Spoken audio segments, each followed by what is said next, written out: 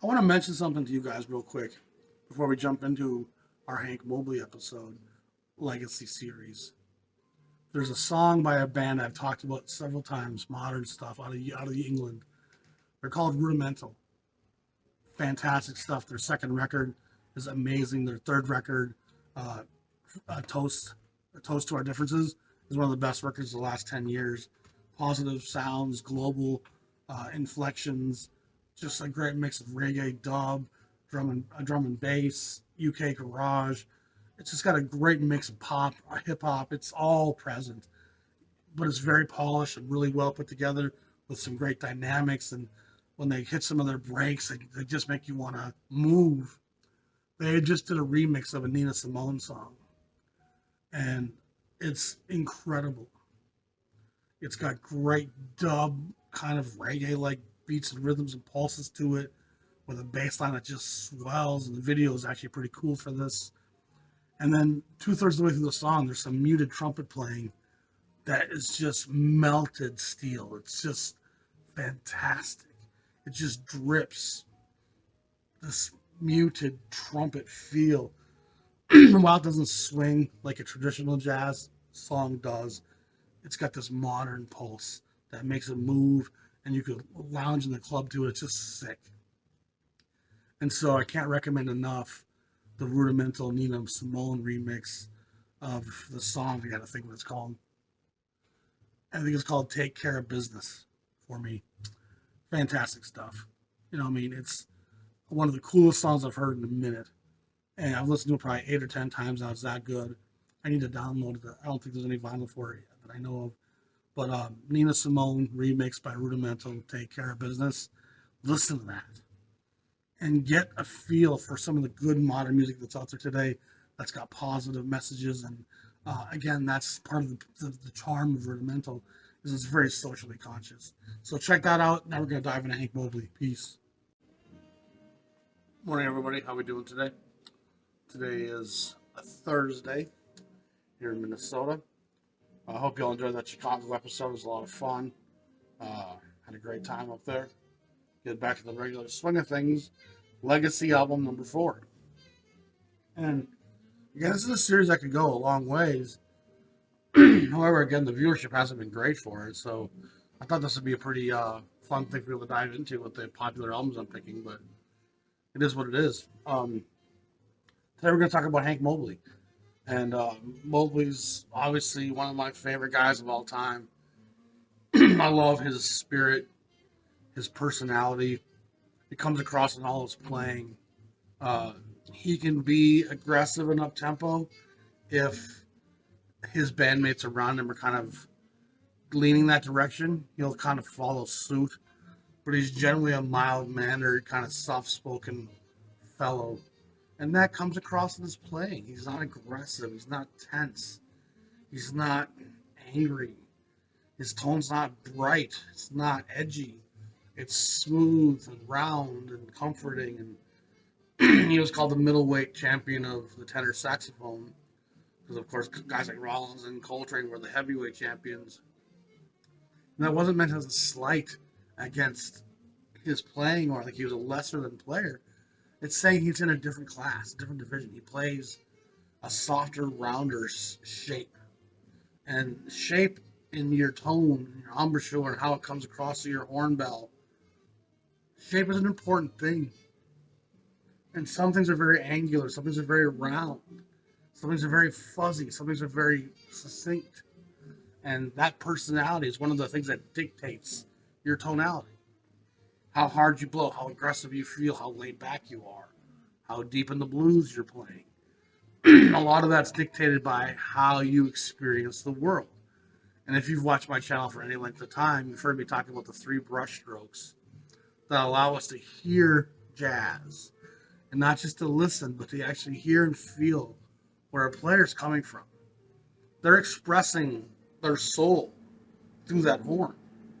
I mean, the lyrics are there if you have the empathy and the understanding to want to hear what a guy is saying to you. And the 3 brush strokes, just for reiteration's sake, are 1, a guy's environment that he's born into. That's an important factor in who we are. Being born white in the Ivy League is a lot different than being born Hispanic in Monterey. Being born as a white cool cat on the West Coast, well, all the West Coast guys weren't really from the West Coast, but still, there was some. You know what I mean? To be born in LA or San Francisco, it's going to create a different energy and a compulsion in you than, say, being a brother born in Dayton, Ohio, or Detroit, whose father's on the assembly line and they have some stability in their life because of moving north. And again, that's going to contrast greatly to a guy who was born in the South and who saw open segregation and in some ways, I'm more honest. I think that's one of the weird things you discover going forward is that for a lot of black people, the honesty of Southern racism was actually, I don't want to say refreshing, but at least you kind of knew where you stood. And in the West, and in the North, sorry, you'd find as much segregation and as much prejudice, as much racism, as much hate, as much fear. Yet it was all undercover, kind of, under this tonality of forward. We're the Yankees. We're liberators of the, and it became, I think, very disillusioning because you come north for opportunity, and the opportunity was there. The Rust Belt cities of the present, they're morphing out of that now. But those Rust Belt cities were thriving industrial centers in the mid 20th century as that Great Migration was happening. St. Louis and Chicago, Detroit and Dayton, Cleveland, Philadelphia, New York. These were places where there was work to be had. And of course, that's the great equalizer in a lot of ways is employment, giving yourself some stability and some legs to stand on. But they were still met with great oppression, great segregation, great acts of just ugly racial tension. And of course, one of the ultimate results of the Great Migration was white flight, which was a migration in the opposite way by white America. And in that melee, we had a lot of really crazy riots. And most American cities, especially in the industrial Northeast, saw riots that were just war zones. Detroit, Newark, Philadelphia. There was episodes that happened in Pittsburgh, Chicago. There's so many stories of segregation and from the highest levels of the political structure with New York redlining neighborhoods and trying to drive down properties in certain places by putting minorities. It's a tragic history, but that shapes who a player is, where they're born, their person. It's going to impact greatly how they play and what they emote. So environment is a huge brushstroke that informs you, and it doesn't take a lot of research to find out a few interesting stories about who a guy's background was. Where was he born? You know what I mean? It's just an important thing. What time was he born? And then if you have any knowledge of American history, you can apply that context and get some idea what this guy must be, where he's taken off from. The shoreline where his boat's pushing off from. That's where we're at. The second thing after environment is experience within your environment. And that is the personal interactions and choices you make, your relationships with your parents, with your wife, with your children, your relationships with alcohol, with drugs. That's all your experience, your relationship with the police, your relationship with the business and the promoters and the industry and your record labels. All those things are part of your experience within your environment. So the environment's going to create a lot of your situation. Your experience is going to solidify your place in that situation. And then the third brushstroke, which is just as important, environment, experience, and then third is your personality. And the personality you're born with, that makeup of who you are, is actually going to help dictate how you handle your experience within your environment. So a guy like Hank Mobley is a graceful, calm, centered personality. It comes across in all of his playing. It comes across on all of his photographs. He doesn't come across with the anger of a Mingus in his photos. He doesn't come across with the spiritual integrity and sincerity and almost desperation of a John Coltrane. He's not got the disconnected looks of a Thelonious Monk. He's not got the aloof disconnection of a Miles Davis. Hank Mobley has a smile on his face. And if you look at photos of Hank Mobley, it only takes a half dozen photos of somebody before you can look at their facial expressions and get to know something about their personality. Of course, liner notes help, what other people say, what a musician helps. You spend your whole life as a jazz fan getting to know these players, and the more you get to know the players, the more you'll understand their personality and how that impacts their playing, and how that either softens their experiences and environments or hardens their experiences and environments. It's all dovetailed together. But once you have that, it gives that information to you as the listener of where a guy's coming from and what he must be saying. And as opposed to tearing down society, a guy like Hank Mobley is trying to say, let's give this one more chance. Let's see if we can find a way. He's looking for a unity, a sense of brotherhood, a racial coming together. Like there's an optimism. That's an important word. And I think you feel it in albums like Roll Call. You feel it in albums like in Workout, No Room for Squares. And what's interesting about Hank Mobley, even though he's kind of a textbook hard bop guy, which he is, he's him and Lee Morgan and Jackie McLean, these guys were textbook hard bop guys. Art Blakey, they're in that school, especially in this late 50s era. And Mobley's era, some records from the late 50s especially, are textbook hard bop in a lot of senses. But Mobley is a very clever chameleon. As I mentioned earlier in the episode, he can really kind of adapt to the players he's playing with, both as a leader and as a sideman. But he's also kind of cognizant of the changes in the music around him. And as he moves into the 60s, 61, 62, he has a great grasp of the soul jazz revival that's taken birth. And the organ players and the guitar players that are starting to take more front and center in jazz in the black community. Not in the white, free, avant-garde fan base. Those people don't even acknowledge soul jazz, tragically. But that's a very white part of jazz, even though guys like Coltrane and Ornette Coleman were a big part of it, or Eric Dolphy, Mingus.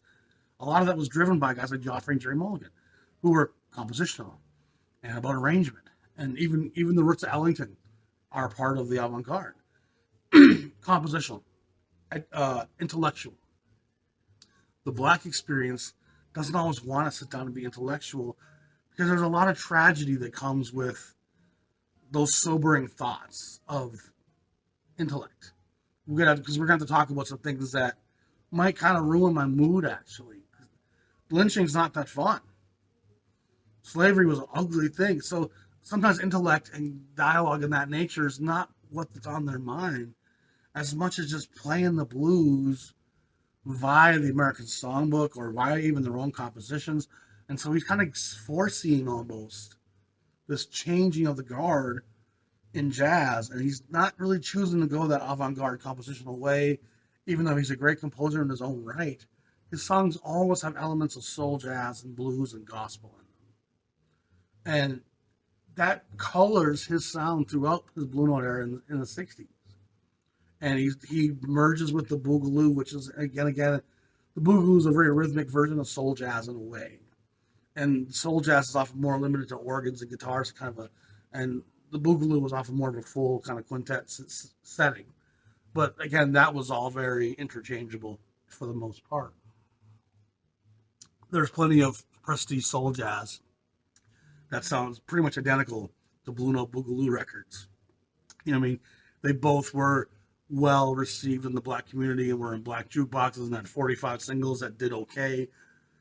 It's just where the black community was in the 60s. And there was a rising militancy in hard bop and a resistance in hard bop. But there was also a lot of guys that just kind of want to kick back and remember the roots and play the blues. Because honestly, there's nothing freer than the blues. And it's something I've said before over the years, but I want to reiterate that again here today, is that free jazz isn't exactly as free as people want to think it is.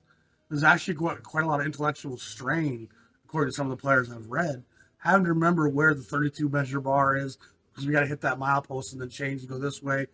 There's a choreography to it that's more involved and less free than just people going up there and playing whatever they want. You know what I mean? And Ornette Coleman didn't even really appreciate that title. It was actually quite hard work and quite in need of rehearsals.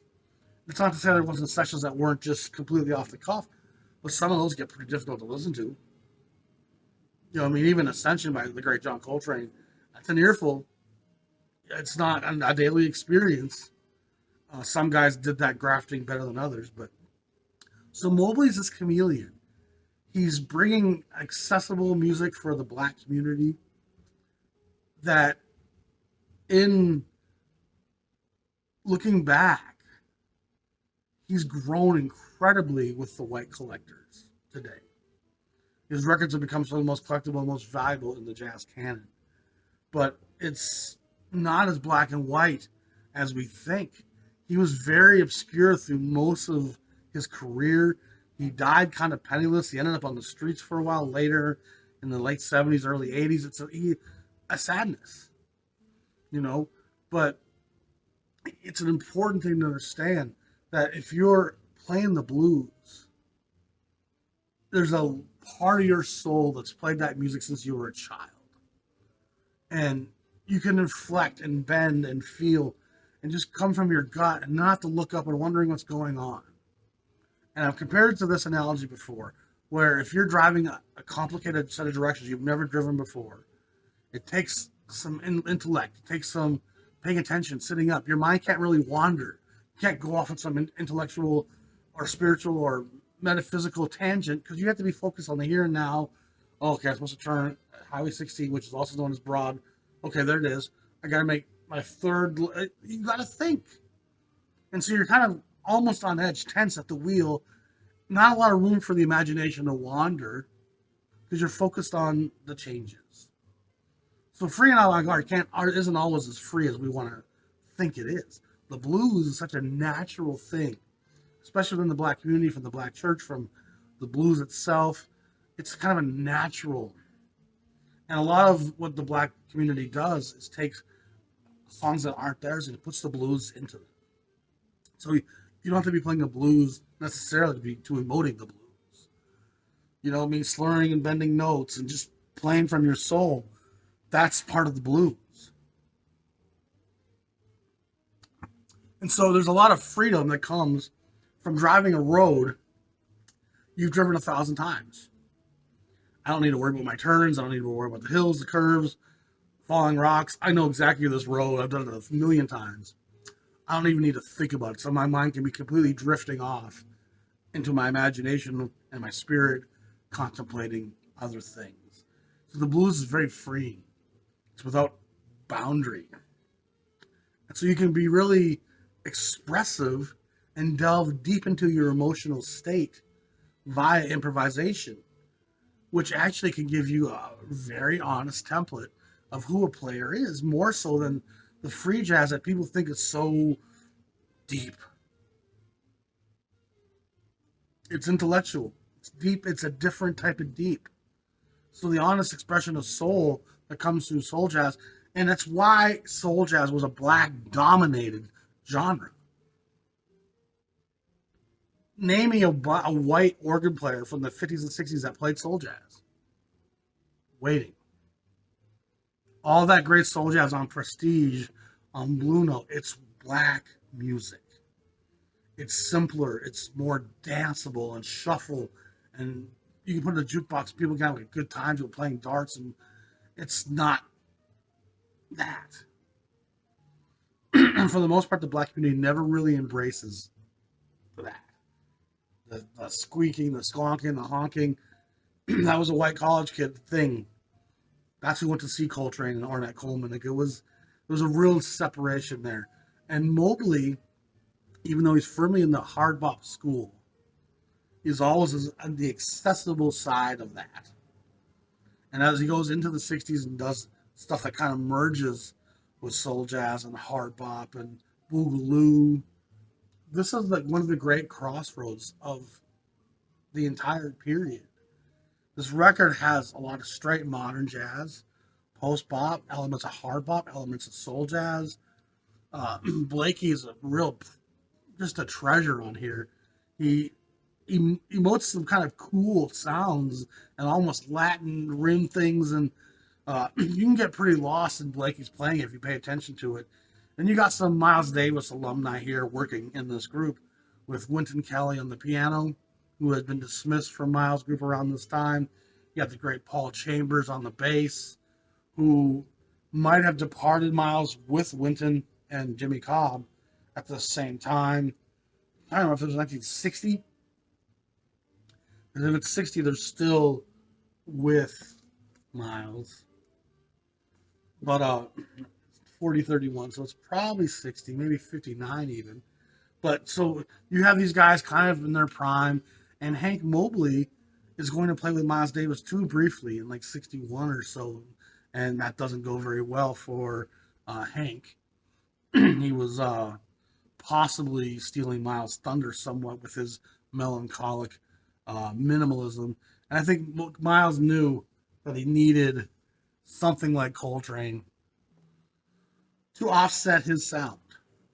You know, the flurry and cacophony of Coltrane and the unending ideas really puts a contrast with Miles' minimalism and melancholy and soft, muted sounds. You have this brash, harsh Coltrane expressing all this fire, and then I come in just with delicate little soft notes and pauses and breaks. Those are the things that Miles does really well. And a guy like Coltrane only pronounces that. A guy like Wayne Shorter drives that point home of who Miles Davis is and what he does well. When a guy like Mobley's out there with kind of more of a middle sound, softer sound, less dynamics and propulsion and insanity, suddenly he's more on par with what Miles is doing. It's maybe stepping on Miles' toes just a little bit, not by any kind of intention, but I think it frustrated Miles a little bit, and I think it prevented Miles from feeling artistically challenged in a way. You know, Coltrane was a great foil to play off of and to express polar opposite at times and just to really interact with what all the statements he made. I'm just going to give you a few comments here, my own, that's going to really kind of sound poignant now. It's going to make me sound very succinct and very clear. And I think Mobley didn't really work for what Miles was looking for. And I think it hurt Mobley's career when Miles dismissed him. Miles had a couple of not so kind things to say, which that's Miles Davis' legacy in a lot of ways. But Mobley's career at Blue Note is an incredible legacy. He makes a lot of records for the label. Picking a favorite's a really tough thing to do. Work out, like I said, there's a lot of roll call. There's a lot of records in that early era in the 60s that are just outstanding. A Caddy for Daddy, which comes kind of later, is a great boogaloo, rhythm blues, still some elements of hard bop. But hard bop in this moment is kind of already in decline by the time this record's put out. You know, the great hard bop records are 56, 57, 58. It's when it was really a focused thing, especially at Blue Note. So this record, though, is just a treat. And Mobley's in fine form. Sounds like he's just in a pretty positive frame of mind. Kelly's always going to propulse the session, and he's going to arrange just via his playing. He's going to create channels and sounds that are going to keep people pulsing. Chambers is feeding off of Wynton because they've got kind of simpatico. Like I said, Blakey's in a really gentle place here, showing how versatile Blakey can be. Blakey has that thunder. He has that brilliant fury that he can bottle, but he's also capable of a great gentleness and a delicacy that often he gets underrepresented for. So again, picking out Mobley record to define his legacy is tough, but this is right at that crossroads where he's going more soul jazz boogaloo, not really delving deep into soul jazz with the guitars and the organs necessarily, but it's still very accessible. And a lot of his records in the 60s have very easy to listen to sounds. And most of the other cats that Blue Note in the 60s start going out, delving in it. Guys like Joe Henderson go out, Herbie Hancock goes out, Lee Morgan experiments with out, Jackie McLean goes pretty far out. So a lot of these guys are kind of pushing their own boundaries to try to graft in what's happening. And Mobley never really seems to lose his footing. This is kind of where I am. This is who I am. I'm not too concerned about meeting all the expectations of what's modern. I'm going to play me. And the boogaloo that he does do isn't a compromise because he's already in that place, as a record like this illustrates. Dig This is just fantastic. The title track Seoul Station is amazing. This I Dig of You is wonderful.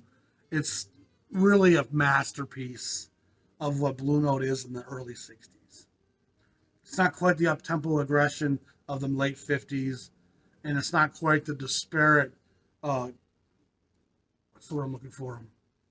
Cornucopia of different sounds that Blue Note becomes mid-60s. It's much more finite. It's a very middle-of-the-road, accessible, modern jazz sound that really will appeal to almost anybody.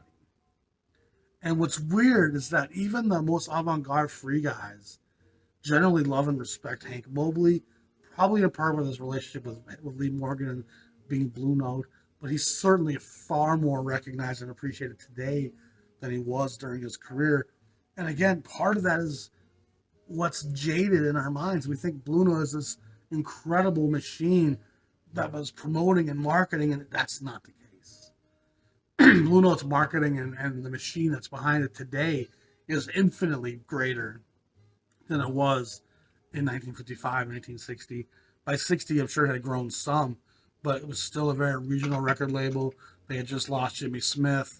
They were always kind of on the edge of liquidity and bankruptcy. It was a very tiptoe through the tulip kind of thing. And they weren't compromising doing greatest hits albums and label compilations. They were just making records honest and integral.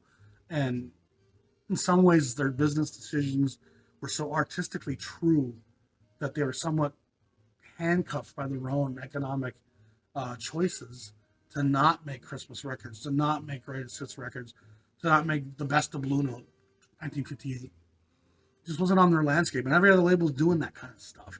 And those records can sell well, especially on the holidays. Like, oh, look, it's a prestige sampler or an impulse collection. Blue Note couldn't be bothered with that, and that integrity, while it cost them in the short term and prevented them from having fiscal fluidity at the time, it's part of what's made them so inescapable and well-revered today. Because it truly was an artistic endeavor, pretty much at all points up into the sale. And every other label has money compromises going on, without question. So value, the Hank Mobley's. This is a record that's going to be mostly in print and available most of the time. I can't say enough how much that is a record you should have in your collection. It's the Hank Mobley legacy in a nutshell.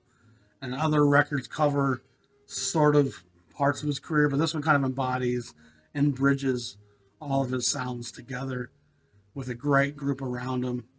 And he's one of the great players in jazz that's been honored today, but was never really acknowledged in his lifetime. And we're happy to have Mobley as part of the family. You know, he's just a great legacy. So that's our number 4 album career legacy record. It's a great record. If you enjoy this episode, please hit like. If you want to subscribe to the channel, it's always appreciated.